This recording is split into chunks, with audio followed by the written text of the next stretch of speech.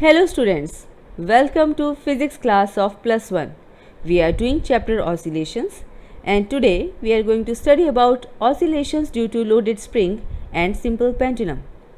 The topics which we are going to discuss are oscillation of loaded spring and time period of simple pendulum. So let's start the topic. First of all, we will study about oscillation in loaded spring. Mass on a spring, vertical oscillation. So here in this animation you can see a loaded spring which is having a vertical oscillations. So m is the suspended mass, L is elongation in the spring, x is displacement by which the spring is pulled down, and E is the equilibrium position. So this is equilibrium position, x is the displacement by which the spring is pulled down. The elongation in the spring is balanced by the restoring force which is acting upward, where mg is equal to kl, the restoring force is minus kl. The net force acting vertically upward is equal to k x plus l minus mg, where x plus l is the total elongation in the spring and mg is the weight of the spring. So upward force is kx plus l minus mg. So by opening the bracket we are going to get kx plus kl minus mg, which is equal to kx because mg is equal to kl. So this kl and minus mg is going to be cancelled and we are going to left with kx. This force tries to bring the mass to its equilibrium position. So it is the restoring force. F is equal to minus kx. The negative sign shows that x and F are oppositely directed. The same acts if the spring is compressed by x.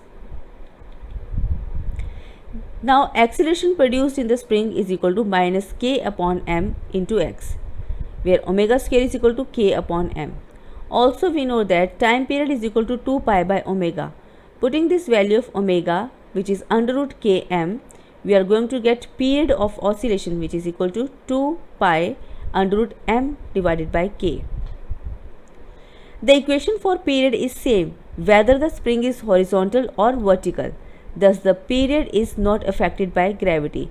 So either spring is oscillating vertically or horizontally. The period will be same in both the cases. And the frequency of oscillation is given by n is equal to 1 by 2 pi under root k upon m. As we know that time period is equal to 1 upon frequency.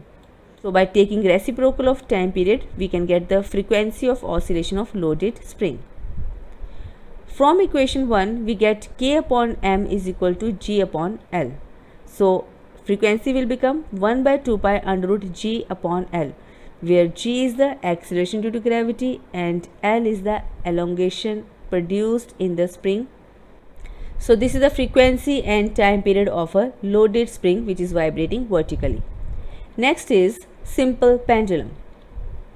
Students, a simple pendulum consists of a mass m hanging from a string of length L and fixed at a pivot point P. So this is a simple pendulum which is fixed with a rigid support and it is oscillating to and fro. So if we are going to see the different forces acting on it, we can see here the tension is acting in the string, mg is always acting downward, and we know that we can resolve into components mg sin theta which always tends to take this pendulum to its mean position, and mg cos theta is again acting vertical. Theta is the small angle by which this bob is displaced from its mean position. In the figure 13.13, B and C are the extreme position and A is the mean position, and different forces mg sin theta, mg cos theta, mg and tension are acting on the spring whose length is L. So here the component mg sin theta acts tangentially along BA in this direction. This acts towards the equilibrium position, so it's called restoring force. Since in this case F is the restoring force, therefore F is equal to minus mg sin theta. Minus sign shows that F is a restoring force which is opposite to the direction of motion. Also we have assumed that this theta is very small, and we know that if theta is small, almost in radians, then we can consider sin theta is equal to theta only. Therefore F will become minus mg theta. And also we know the relation arc AB is equal to L theta, as theta is equal to arc by radius. So here this is arc, this is radius, and this is theta. So this theta is equal to AB divided by L, or I can also write AB is equal to L theta, which means theta is equal to x upon L. Substituting the value of theta in F, restoring force F is equal to minus mg divided by L into x. But we know that force is equal to minus kx. It means that the force constant k in this case is equal to mg divided by L. We can also rearrange it like m upon k is equal to L upon g. We know that period of oscillation is equal to t, which is equal to 2 pi under root m upon k. Therefore, t is equal to 2 pi under root L upon g, since m upon k is equal to L upon g. Hence, the period of oscillation is independent of the mass of the bob. So, this is the period of oscillation of a simple pendulum, which is equal to 2 pi under root L upon g. So, now we are having one more definition of seconds pendulum. Students, pendulum whose time period is of 2 seconds is called seconds pendulum. So, after doing simple pendulum, we also know that what is seconds pendulum.